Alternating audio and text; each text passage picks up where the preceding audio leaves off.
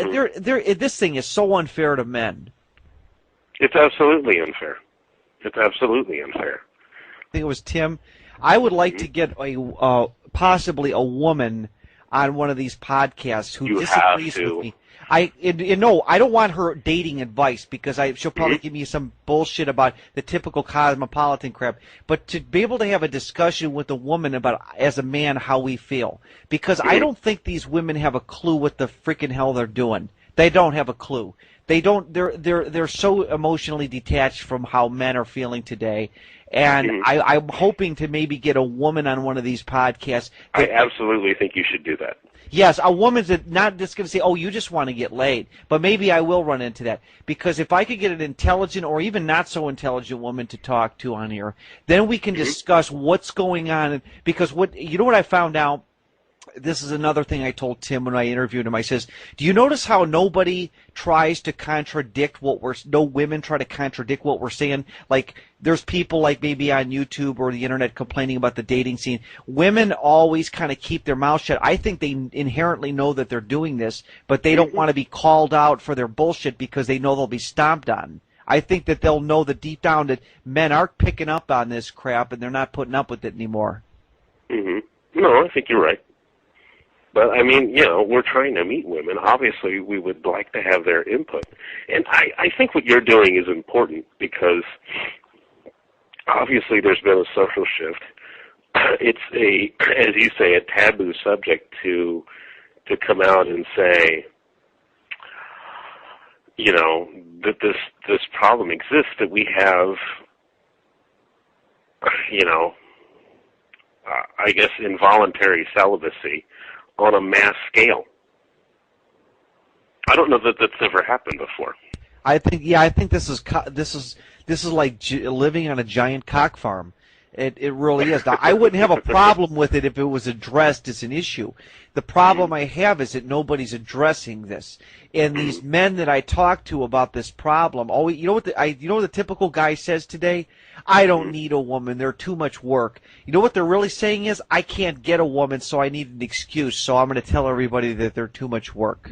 Because it's easier to give up. Yeah, it's easier for them to give up and say, I don't have the time for it, versus that they know it's true. And so I really believe if women were living through what most men today are living through in the Gen X generation, or even Gen Y for that matter, they would be emotionally screaming a million tears. They would be crying. They'd say, I can't meet a man. A woman's definition of not being able to meet a guy is not find the guy that's the so-called right guy. They can find guys. They can find 50, 100 guys. You take a guy that hasn't had sex in 10 years or has had a date in 5 years, then you can come to tell me how it is. But these women in this generation today have no freaking clue what it's like. They have none. Absolutely none. Your cousin, your sister, it doesn't matter. They have no freaking clue.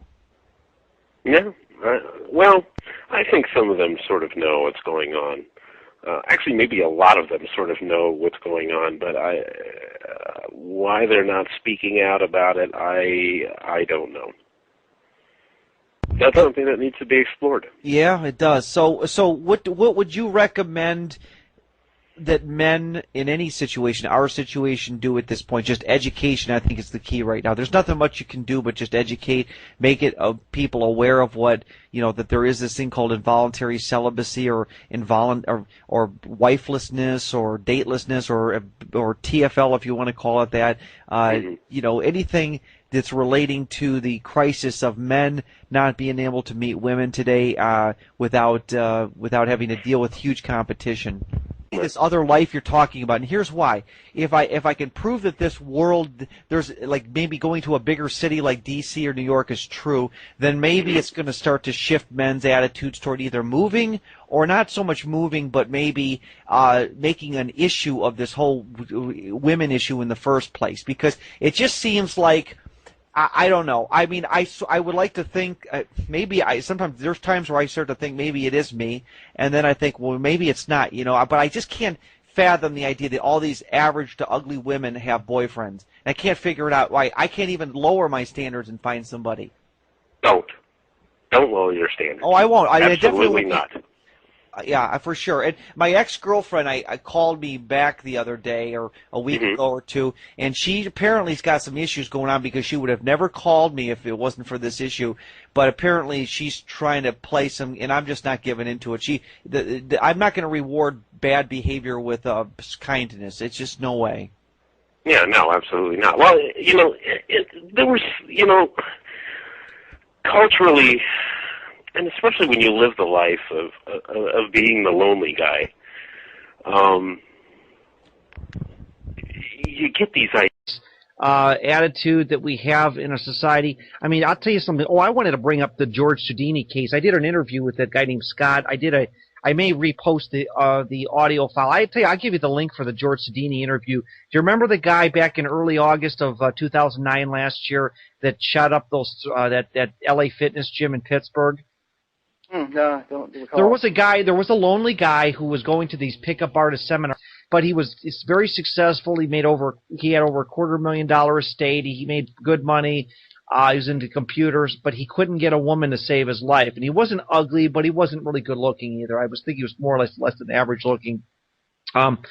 Anyways, to make a long story short, he kept a diary of this, and he was going to these seminars. He's trying to change his life around, and finally he just let go, and he couldn't take it anymore. And he wrote in his diary, and it was very haunting because I think this is typically of what goes on with a lot of guys who haven't dated in years. He says, I can't believe that there's 25, 30 million women within a certain age group that cannot find me attractive. He goes, and, he went on to say that, he felt so lonely and disconnected. And I think he just lost it.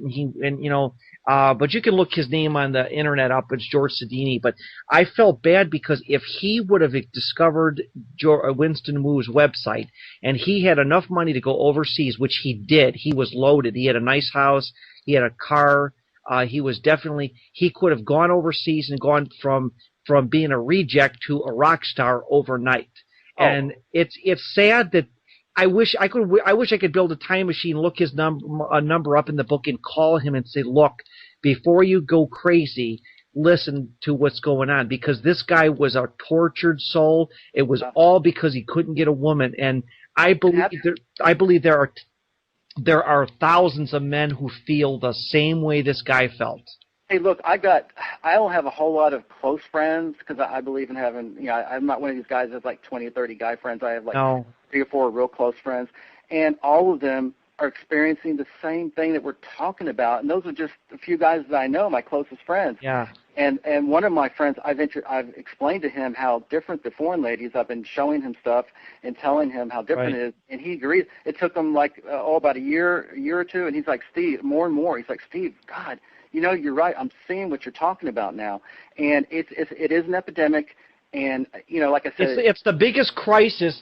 I would say that it's more taboo than being a neo-Nazi, a famous actor that's a neo-Nazi. It's so taboo that it doesn't even get mentioned that this crisis that men are going through, this dating crisis, is epidemic proportion. But they're keeping a lid on it because they want men to keep buying expensive things, thinking they'll get a woman. I can't argue with that. I agree. And this George Soudini was a perfect example of a guy who was in his mid to late 40s. He was a tortured soul. More people sympathize with him. They says, well, those women that he shot, and I don't advocate what he did, but they says that they probably were disconnected women. And one guy wrote, and they were showing the video of the shooting scene on TV, and there was one of those girls from the gym walking by, and somebody commented, they says, I knew that girl that was in the back, and she was the biggest slut. So, a lot of these girls, by the time they've hit their 40s, they have slept around with so many guys. Yes. But, it's like, you want to feel sorry for women, but they have really brought this situation as a culture, or as a socioeconomic group. Women this insensitivity has brought this upon themselves. I hate to say it, but it's the price you pay when if you treat a person bad enough long enough, they're gonna break. I'm sorry. Yeah. Man, you hit it right on the head. I totally would agree with that, and I see what you're saying. I mean, that's what happens, and that's what is happening, because like I told you, like even I'm seeing the trend. Everybody knows somebody now who's gone overseas for just giving up and said, screw this. I don't. Yeah. Why am I putting up with this insensitivity and insincerity? And just be confident. Mothers, and the fact of the matter is that mothers can't give their sons any more advice. You know, my mother years ago would say, "Don't worry, the right one will come along." Now she just doesn't even say that anymore. When I talk to my mother, I'll say, I'll tell her about the dating scene, and she'll be like, "Well, like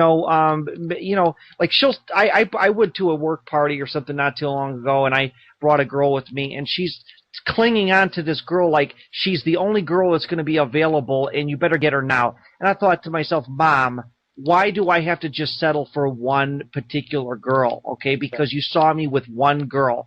And I thought, this is insane, because it's more or less that's her way of saying that, yes, Steve, now you've got somebody, you better grab it before it runs away. Well, why not have options? Options are better than having one girl, because if that one girl flakes out on you, then you're basically left holding your dick in your hand. Oh, yeah, totally. And that is what happens though a lot. I mean, we talked about, look at the divorce rate that skyrocketed. The divorce rate used to be much lower back in the early 60s and the 50s and the 40s. And now America, along with Canada, the Western nations, have the highest divorce rates in the world. Right. Compared to these other countries, like Latin and Asia countries, where they're just very low divorce rates. But right. Yeah, that's exactly right. I've gotten to the point, Steve, where, to be honest with you, in general, I'm not going to say this about all the American women, but I find it hard to trust that a relationship, a marriage. Yes, because even if a woman, like when guys say, "Oh, you generalize," even if a woman is a very committed woman in a relationship, do you realize the danger that she has the option to say "fuck you" and just dump you tomorrow? You realize how shocking? And by the way, this does happen. It happens all the time. Dr. Laura Schlesinger, right? Yes, I know who she is. Yeah. She talked about this on a radio show. She was specifically referring actually to American women, not just both men and women. She said American women, and she'll be a straight shooter when she has to be, popular or not. She said that American women will have a tendency to wake up one day and just say, "I don't love you anymore." Yes, and once they do that, what options does the American guy have? See, it would be nice if the woman that woke up and said, "I don't love you anymore," gave the guy, "Well, I'm going to divorce you, but I'm going to give you 30 options." But no, he's left with no options. Now, when you take the woman, she's got all the options. I mean, you realize that how volatile of a state that really is. Yes, she might be a sweet girl, but 10 years of marriage or 8 years of marriage, and boom, she decides she wants to screw the guy down the street, and you're left, like I said, with your dick in your hand, and you don't. I mean, that really makes a guy feel like, oh my God, I can't. What am I going to do after that?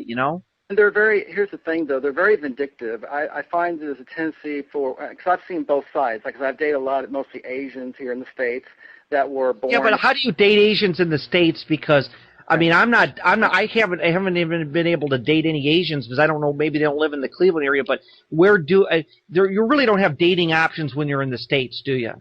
It's just, it's affordable. It's just a matter of guys are willing to think outside the box and put an end to their misery, put an end to the horrible options, the dating options that's here in the States. Yeah, I think, is there a point at which when you leave the Philippines or any country like Peru, when you see the contrast that you're so depressed coming back to the States as regarding the social scene?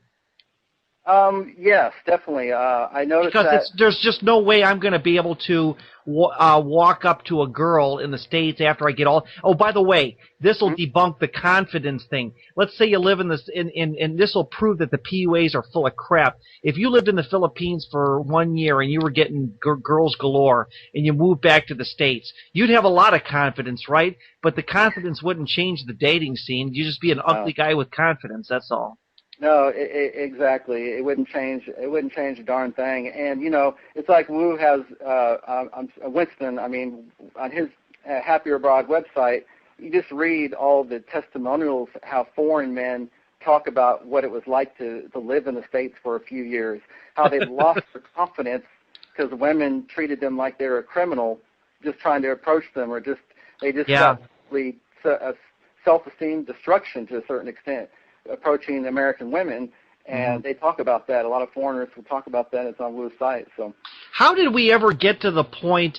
David D'Angelo tried to use this thing that I thought might have been true, but I think more of it's a cultural thing. But he's saying that the reason why a lot of guys physically fear walking up to a woman they don't know is because they fear the threat of physical violence from some jealous guy. But if that's the case, then why is it not that way when you go to another country? I am convinced now, and I do change my opinions from time to time. I used to think that, but now I think that it is a cultural thing that we live in a matrix. That here's what happens when you live in a matrix. You become a part. It's called there's a name called a meme. M-E-M-E. Are you familiar with that term, meme? No, I've never heard of that. The term meme is kind of like a psychological. It's kind of like if everybody starts to think a certain way like let's say you live in the South and everybody says, I love the government. My granddad died for my freedom. And everybody starts to think like that. It becomes like a meme. It becomes like an energy that the government can do no wrong. I'm just using that as a stereotype example. Now, Sure. A meme when it comes to approaching women is we all have this trepidation that we're a burden because if we approach a woman and she doesn't like it, we start to immediately feel uncomfortable that, oh my God, I should have never even done that. So I think that the culture we're living in creates the fear of approaching a woman, not because I'm afraid her big jealous boyfriend will beat the crap out of me. I mean, nobody wants, I mean, it only takes, I mean, we all learn eventually how it is here. A lot of women will just flat out, not politely, but often humiliate you in the way that they do turn you down. You know, there's a polite way to do it versus a rude way. Right. Unfortunately, when you go out to the single scenes, especially any bars or clubs, is where most men go for the single scene. It's especially bad in those situations. But even whether you're in the bar scene or the at a ball game and you approach a woman that you find attractive, you almost feel like you're being a burden, especially. Yeah. And it's so I want to get out of this culture because I feel it's a lost cause. I've done everything in my power. 2 years ago, I was going to the bookstore 3 days a week, and I was approaching and talking to as many women. And I did get some positive. Don't get me wrong. I ran into some 40-something-year-old women that were married, that were pushing their body, and it was very clearly obvious they were attracted to me. But of course, they were married, so you really couldn't get further with that. And but for the most part, it became a burden. It was hit and miss. It was trying to, and then I felt like I asked like a couple of girls, hey, would you like to grab coffee? Because, there was a coffee store. No, that's okay either. I'm not interested. And then I all of a sudden just started feeling uncomfortable and I wanted to get out of the store and I said, Steve, stop. Okay, so you asked her for coffee. She doesn't want to. Just don't humiliate yourself. So I kept walking around and slowly, but it was a moot point. And then I had one girl I met, and this drove me nuts. This pissed me off. This girl, I saw her outside talking to her friend, and we started talking, and she gave me her number. Now, she said, I kind of have a boyfriend. I called her up a couple days later, a week later, and she wouldn't respond. And then one time, I finally decided to leave a voicemail on her voicemail. I says, well, I just want you to know I'm going to call you whenever. And she texts me back. She goes, don't you fucking call me ever again. She goes, I'm not interested. I got a boyfriend. And this girl just it was like the difference between night and day. And this, of course, doesn't permeate my mind, but this is just an example of the kind of attitude that American women have, or attitude that they have toward men, that if they don't like you, it's get the hell away from me. I want nothing to do with you. Oh man, that's spot on. I mean, you could. Yes, but they have the word contempt is the perfect word for what women think of American men that they have no attraction for. I interviewed a real cynical guy named Scott. He was only in his early 20s. He says that if women don't find you attractive, they don't even want. They wish you would just die. Now that's extreme, but I sometimes. But no, I agree. And going back to this whole subject that we're here for, I can't. I just would make it clear that we're talking. I think in all these subjects we're talking about in generalities. Okay. Again, I'll be the first one to tell you that I do not think that all Western women are the ways we've been talking about tonight. It's not about being vindictful or negative or whatever. It's about helping guys who are having troubles. And, right. Yeah, and I wish women would respect that. If any women listening to this have a boyfriend or they're committed, that's fine. But you got to understand that there's guys like me, Steve, and this other Steve I'm talking to, and people like Winston, and there's millions of guys, as far as I'm concerned, that are really tired of this scene and being treated like this. We're tired of going out to 4th of July celebrations, seeing other guys with a girl, and then when we're told why we don't have a girl, it's your fault, which it isn't. It's the social scene, because you go up to talk to strangers, they don't want anything to do with you, and I don't have leper sores all over me or anything. I just think that we have a culture, and I am willing to step out of this awful matrix that we live in. I really think this matrix has done most heterosexual men a disservice. And I blame it on feminism, and I blame it on television and the media. Everything has just come crashing down, and we have the power to overcome it. We do, and that's what and like I said, I think the biggest obstacle to these guys that are lonely or having a tough time, which is a lot of guys, the biggest obstacle is these stereotypes. And guys, you don't realize how wrong these stereotypes are. It's nothing like what you hear. Right, it is. Now, I'm going to probably close this interview out. You know what we can do? I'm going to let you listen to this before I upload it, but I wanted to say one thing. What recommendation would you give any guys? What's the first step? I mean, what does a guy need to do? He's, of course, got to have a little money saved, but should there be fear involved in making the decision to just get the hell out of the country for a couple weeks and check it out for themselves? No, obviously not. I mean, this could be something that could change your life, which it has ours, which is why you and I are here tonight. Right, and if there's anybody that's ever thought about doing what George Sodini did, and you're intelligent, you can hold a job, don't do it. Don't let the system get to you, because George Sodini got to the point where he didn't know what we're telling you, that not all women act like heterosexual, feminized, feminazi American women do. That you don't need to become a George Sodini and blast up a bunch of women, because there are beautiful women by the tens of hundreds of millions that are outside this awful thing we call the femisphere. Yeah, totally. And these women are not only, almost all of them are hot and beautiful, thin, whatever, which is I think what most men tend to like as far as looks isn't everything, obviously. But they got both the looks and the inside, the good heart. They appreciate whatever you can do for them. They're just appreciative and humble. And it blew my mind when I went to the Philippines. And you know, it's shocking. It's amazing. I never knew it. It's incredible. You know what, the girl that I'm talking to on the phone right now, she's 25. We've Skyped back and forth a couple times. You know what she said her concern is? She wants to eventually be able to buy her or help buy her parents and her brother a house or whatever. I mean, I look at that. They're family-oriented. This girl... Family-oriented, yeah. Yeah, family-oriented. They're not like, well, I'm an individual. I don't look for other people. No, the time of being a narcissistic individual's got to come to an end. We need, as guys, to... First of all, we need to give ourselves a cyber hug and emotionally bond. This is another thing guys are ashamed to do. We need to emotionally bond and say, hey, brother, you're not the only one. I'm on your side. Exactly. And that's what I'm doing with the Roller Steve show. I am getting guys and interviewing brave people like you, Steve, to get out there, tell who you are, and tell your story. And we're just going to we're on a mission. These videos aren't going to get the kind of the views that the preacher that farted in church gets on or YouTube with 580,000 views.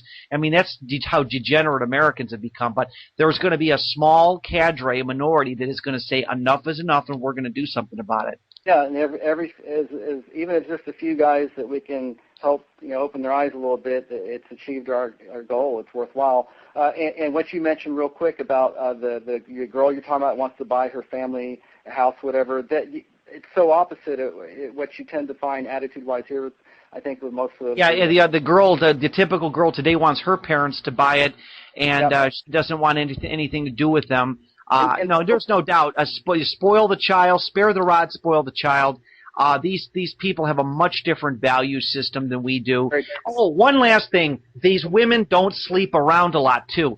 if guys think they're going to get laid over there that easy, they're wrong. Most of these girls that I've talked to, or most of the girls that I have not talked to, I've only chatted with this one, but this one girl said something interesting to me. She goes, we sometimes go. She goes, I went to to a strip bar one time. I was so, like in other words, I'm not even aware of what's going on. And she goes, I wanted to see. I was so curious as to what this was all about. They're very ostracized from the prostitution scene. So people think, oh, go over there. All these women are sexually loose. They're not. Most of them are virgins or have only had one or two boyfriends in their life. Oh yeah, and of course, my experience. Of course, I went to Angeles City, which is where the go-go bars are. That's why, for me, earlier I even mentioned that it's not. It's a big city, but in the smaller towns like Cebu, from what I've heard, there's more marriage-minded women. Oh, and yeah, these are the kind of women that are going to rub your back. Even if you go to the Philippines and don't get sex once, I guarantee you'll find a girl that'll massage you from head to toe and give you a back rub. Something that I was one last thing. I got a confession to make. I went to a massotherapist a couple times, a female, for the sole purpose of having a woman be able to rub me down and give me a massage. It felt great because I'm a runner, but it also felt good to have a woman give me a massage, which is something no woman would give me the time of day if I didn't. You know what I'm saying? Yep, I agree. I hear you what you're saying there. And what I wanted to fit into, going back again to the girl you're talking about that wanted to buy a home for her parents, my fiance in Peru, you just wouldn't believe that she talks to her father every night. I mean, I'd be chatting her on Yahoo Chat every time there's an interruption, almost every night. She talks to her father every night, and she's so close to him. And she's close to her whole family, her mom too, but it's endearing. It's one thing that's endearing. They have better values, much, much better values than these asinine parents that have these stupid yuppies. I'll tell you, I blame this disconnectedness. This started in the late 60s. All these flower children morphed into these narcissistic yuppies of the 80s. We love Reagan, maximum minimum prison sentences for drug users. They did a total 180 on their values. Then they became disconnected, materialistic yuppies. Now the children of these people, the Generation Y, now they get to reap the benefits that they sow, or reap the benefits or reap the rewards that they sow. Now these kids don't want anything to do with their parents. It's just disgusting. Put them in nursing homes. Foreign people will take care of the parents. They'll live with them, bring them in their home or whatever. But here we have a tendency to just put them in the nursing home, forget about them. I mean, to a certain extent. Yeah. That's one example. But no, exactly, 100%. The family values are just incredible. Right. Here, you're right. Narcissism is one word that it runs rampant in our society. But you know what? I'm gonna jet out of here now because I gotta hit the hay. But today actually technically is the July 5th now, 2010. Actually it's still the 4th on your end. It's 12:31 a.m. July 5th, 2010. But Steve, we're gonna do more future interviews. Okay?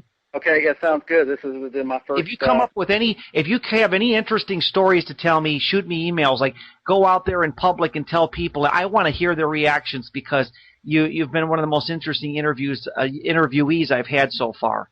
Well, I feel like I've stumbled a little bit in some areas, but it's my first. Well, listen, I stutter. I stumble too, but off the cuff interviews are really the best. Man, we can cover so much ground. Right. And you've been a great host. I'm going to give you the upload link first. You can listen to this, and then we'll put it up. Okay? Sounds good. And next question we get into this guy you were mentioning in the email you sent me. You were telling me about how this woman kind of get uppity, or she heard you guys talking. Do you think that woman's I guess you might as well just tell the story. What exactly happened? This woman overheard you talking about your foreign bride or something, or your soon-to-be bride, or? Yes, this is funny. As I mentioned in the email, this happened just last week, and me and my friend were absolutely shocked that she said this. But when I brought it up, I mentioned about my fiance that I have, overseas and everything, and she goes, "Oh, you're one of those guys, huh? You think we're too materialistic and too demanding, blah blah blah." And she went through all these things that we're talking about in this interview now, okay? And me and my friend, we looked at each other, eyes wide open, like, oh my God, how would she know, So of course I played along, and I didn't want to stir up the hornet's nest by admitting to it and getting into the argument details, whatever. She was fun to talk to, wanted to keep things pleasant, so I didn't really confirm or deny. But I did joke with her. Oh, she did tell me. She goes, "Oh, well, how much did you pay for her? Or I guess you bought her, right?" And I said, "Yeah." I went along, played along. I said, "Yeah, she was on sale. Got her on layaway, 0% financing." Just totally joking along with her. And I also told her, I said, "Plus, my lady respects me, and she's willing to walk 6 paces behind me too." Just totally joking. We had a good laugh and let it be. But yes. I mean, the point being is that they realize. I think, to me, that proves more and more women that realize that a lot of guys, and what's going on. So yeah, well, let me ask you a question. I'm going to jump onto a subject, the pickup artist community. I was a victim of it. I never spent a lot of money on it. I bought some used material off a guy who got sick of it, and it didn't work out. It was the Ross Jeffrey stuff. What overall do you think that the pickup artist industry is all about? Do you think that these guys are charlatans? Do you think that this is all because there's a need for it, and it's giving men who have no social life a little bit of hope, even though it's all in vain? Well, exactly. I mean, there is a need for it. I can't speak for other Western countries, but of course we all know in the States that this is a big thing. I mean, you've got to have game, you got to be certain social skills, whatever it is, right, for most American women to be interested in. I mean, there's a certain element of that in our culture. Right. And of course, you don't see that you don't hear of that in Latin or Asian countries, for sure. Right. Having game is the equivalent of, I don't believe in game. I think that it's very clearly women do judge you by your looks and your social status, mainly looks, and maybe small amount are gold diggers. But I feel that the PUA community has about all but used up every resource it can at this point. I could put them to shame. If I were to at a David D'Angelo or Carlos Zumo convention, I could bust it up and tell them, look, the problem with the American dating scene is women don't need men. And when I by the way, me and you are close to the same age, so one thing we remember is the reference point. In the 1980s, women were still sweet and friendly. They were not feminized like they are today. And you could still get dates with girls, I remember. Even if you were unpopular, you could still get dates. These women in this last 15 years have become militarized and feminized to the point of bashing men. And so I just feel that the PUA picked up exactly around 15 years ago, like the late 90s or mid to late 90s, like around that time when this stuff started to really hit the fan. That's my opinion. Yeah, I really can't say per se. I may have not paid as much attention to it as you have, but I wouldn't doubt that. We all know what it's like compared to what it was in the 50s. When women were still feminine. Right. So I think that could probably be very well true. It's an accelerating trend. I would say that I'd have to agree with one thing. I've never seen. I've been going to the bars, nightclubs as a single guy all my life. I'm 42 now, and I would say that it has gotten worse because I haven't seen so many stuck-up women. As far as you approach them, some of them will ignore you, like how dare you talk to me, or I'm too good for you, or they'll be acting all lesbian with the girls because they. Yeah, I had that happen. The last time I approached a woman at a bar was 2 years ago, and I said something about, I think you're cute, and she goes, I'm here with my lesbian friend. And I knew right away she was just saying, get the hell away from me, because... Oh, yeah, totally. And one of my best friend buddies just told me this actually happened last night, believe it or not. He was just talking to a girl, actually just trying to be friendly, hanging out. She's standing next to her table, and he just said, oh, you look great. How do you keep yourself so fit? Just a normal, compliment type thing. He wasn't drunk. He wasn't acting weird or anything. And she goes, my boyfriend's going to be back, so... so don't talk to me, and he was just shocked. This happened to him. I mean, it's just such I don't know, militaristic or just an antagonizing. It's a go to hell. You're not attractive, but I bet you if she would have found your friend attractive, even if she had a boyfriend, she would have still talked with him and probably slipped him her number. No, I really feel that women in America have such a contempt for men. It's not funny. And another thing I think, too, the problem with, and this goes outside of feminism, the ratio of men to women is too great. There are too many available men versus women. I mean, the ratio is just so lopsided, too. It doesn't seem like there's enough women to go around, but you go to these third world countries like the Philippines, and they're just loaded with, it's just amazing. Well, you notice it on the online dating sites I mean, most men are bitching on these message boards how they don't get responses. I've done the online dating. You know, I've tried it several times over the years. I could send 50 emails, and the girls don't even have to be real hot, even just decent looking, and I might get, if I'm lucky, one response out of 50 or 70 emails. Oh, yeah. And especially, it's worse on the dating boards, on the internet dating sites, even far worse. It's a sausage party is what it is, and most bars are sausage parties. You know, this dating thing, I think I'm surprised. You know what's amazing, though, that this has never become a mainstream issue in the media. Like, it's never exploded into like, this is a crisis, I feel. It's a real major crisis, and nobody wants to address it. So I'm glad the two of us are addressing it. Exactly, and I will tell you something. This is amazing, but I have noticed, I guess, you know, like in the last 2, 3, 4 years, it just seems like more and more people know somebody who went overseas for love and marriage. I've been going to, whether it's an office get-together, social function, or just like this girl the other night, you know. I mean, it's like people are becoming more aware of it, though. I mean, what are the odds that I meet a girl who said what she said to me? Oh, you're one of those guys. They know their shit stinks. A lot of them are starting to see it, and they're getting very antagonized about it. They don't like it, obviously, but it's happening. I mean, in my job, there's an office across from me where there's two ladies. They're not like best friends, but they sit in the same office. They both know somebody. One of them is somebody in their family who went overseas, and the other girl has a friend of a friend that knew. I mean, I can't tell you how much more common. Everywhere I go, oh, I know somebody who did that. Oh, yeah, somebody in my family did that.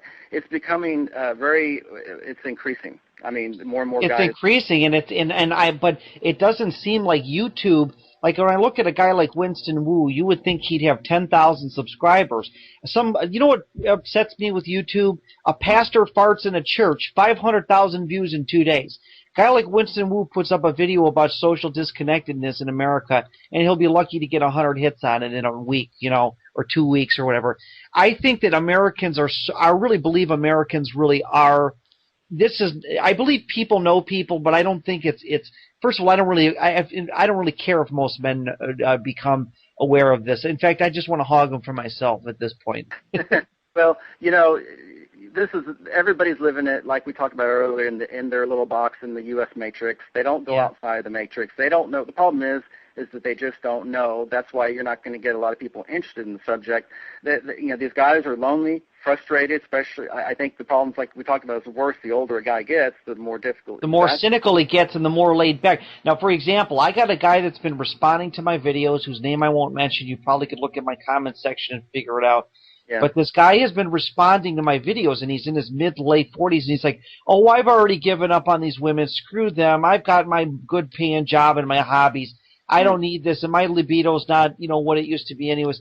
And I thought, you know, that's a sad state of affairs when a guy tries to justify, well, I'm not interested anymore. And, you know, I think he ought to just say he's still young enough. I mean, Christ, he could do it in his 60s and 70s, go overseas and find a good woman and bring her back or live over there. So I think it's sad when people hit that point where they try to justify, well, you know, I don't need a woman. I'm already in my mid-40s. No, that's the time where you need to start saying, hey, look, I've spent all these years single.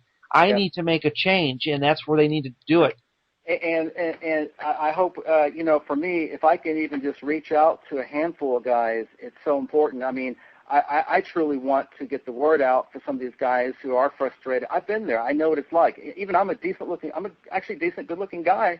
And you still get the shit from American women. Average fat women probably would still turn you down. That's what's crazy. And so I know the more guys I can, you know, tell them about, hey, I tell them the message boards, I tell these people, I said, look, it's your own fault if you're not willing to at least take a peek, take a look, get on the international dating site, make a few friends, and before you know it, you'll fall in love with one of these sweethearts. Now, the other thing is foreign girls, here's something we didn't cover, oh my God, they like older guys. I mean, for them, 10 to 15 years older is in the prime zone of what they want. It's different than American girls who want younger guys. Right, because when you look at these expat guys in their 60s that are sitting on a bar stool, they really still get a lot of social interaction with these young girls. And they're they're gray and they're scruffy and they're fat. But, you know, the thing is that they're not as prejudiced, and these are guys that would be like considered bums in America, and yet they're having the social life of their life, you know, have a good time. And that's what these guys don't realize. Again, it's these stereotypes a lot of American men think about the foreign ladies that's just keeping them, I think, from giving it serious thought. But Right. like, I mean, these girls, they'll go up to 10 to 20 years older than themselves. What they like in men is so opposite of what American woman likes in a man. You know, let me tell you something. I'm talking to a Filipino woman right now. Sure. And I've talked to her, and she's 25, and she goes, "Oh, you were so cute," because we did webcam. She goes, "You look like little girl." She goes, "You got angelic face," and she's already. And let me tell you how different the dating thing is. She likes me, she's attractive, but she thinks that she goes, "Well, listen, if you don't find me attractive, I will sit. You won't hurt my feelings. I'll just set you up with my friend." So they're already humble enough to say, "Look, it may not work out," but I mean, it's like she's more or less making me feel like I'm in the driver's seat. Now, I don't like to feel that way. I don't like to be like in control like that, but I feel so how much my value is going to be when I go over there versus just in this lousy, sexually repressed American, you just want to get laid society. Oh, yeah, and the girls just assume that about you here versus over there. They're just so humble and sweet. Your example is perfect. And another thing I'll say, if you look at a foreign girl's dating profile, let's say you go to one of these international dating sites online, and most of these foreign girls, especially in the Philippines, it's very typical in their profile that they'll say, looking for a guy who will accept me for who I am, humbleness. And whereas you look at American women's dating site, not only will you have a minimum income requirement, 60, 70,000 a year, American women are real clear, most of them, not all of them, but most of them will have a high income requirement as part of the deal. But they'll have a list of demands, a list of requirements. Must love pets, must love the travel. Yeah, but even those demands don't mean anything. That's just a way of saying I'm so high maintenance, because even if a guy met all those standards, if he wasn't attractive, he's out the door. That's just a big smoke screen as far as I'm concerned. That must love this doesn't mean shit. It's just another way of an American woman saying, ha ha, I got all these options and you better, kiss my foot, Yep.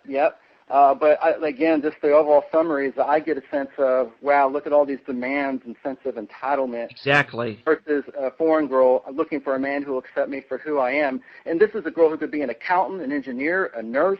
Yes, and very attractive. I mean, it's just, it is so, it is so amazing. And then, there's this whole dating thing is, well, we already know what it is. We just need to get down there. So